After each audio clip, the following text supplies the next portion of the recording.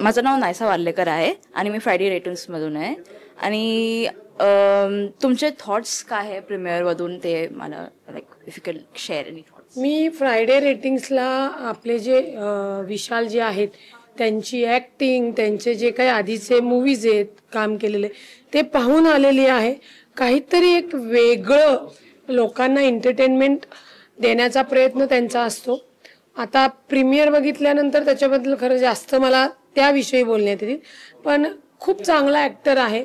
एक मराठी ॲक्टर या इंडस्ट्रीमध्ये ज्या पद्धतीने काम करतात त्यांना ॲप्रिशिएट करणं पण गरजेचं आहे, कारण का ते जर केलं नाही तर ही इंडस्ट्री म्हणजे ज्या हिंदी इंडस्ट्रीच्या कॉम्पिटिशननी खरं मराठी इंडस्ट्री खूप टॉपला आहे आणि त्या मराठी अभिनेत्याच्या पाठीशी उभं राहण्याचं काम हे आपल्या सगळ्या लोकांनी करणं गरजेचं आहे. Now that you seen the movie, what do you think about it? मी आत्ता मूवी बघितला फ्लॅट नंबर 701. ॲक्च्युली मूवी बघत असताना मूवी अत्यंत फंटॅस्टिक होता, खूप छान होता, ॲक्टिंग चांगली होती.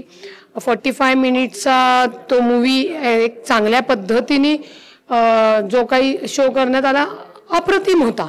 परंतु मूवी बघितल्यानंतर तो मूवी जे मोठमोठे मूवीज बिग बजेट असतात त्या बिग बजेटला एकदम जे टॅलेंटेड लोक आहेत त्यांनी त्यांचं योगदान देऊन ज्या कमी बजेटमध्ये म्हणजे 1,00,000-2 लाखमध्ये जो काही बनवला, मला वाटतं हा मूवी 95,000 मध्ये बनवला आहे.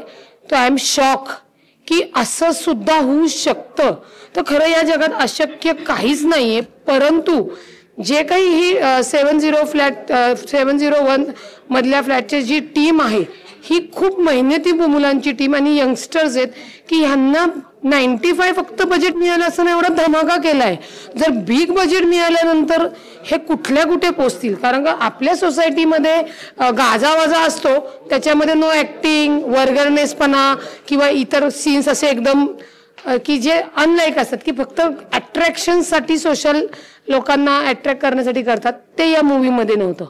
ज्या मूवीसाठी जो ॲक्टिंग पाहिजे, जो तिथं जो पंच पाहिजे तो, आणि त्यातनं जे काही रेकॉर्डिंग्स त्यांनी शूटिंग केलेलं अप्रतिम.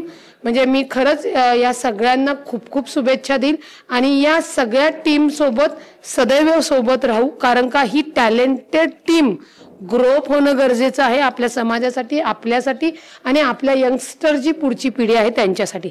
त्यामुळे आता कोण जर म्हणलं अरे तू वेडा आहे का, पिक्चर काढणं सोपं नाही, तर त्याला म्हणायचं तू वेडा आहे.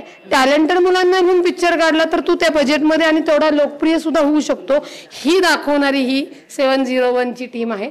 Best of luck. Thank you so much for your input.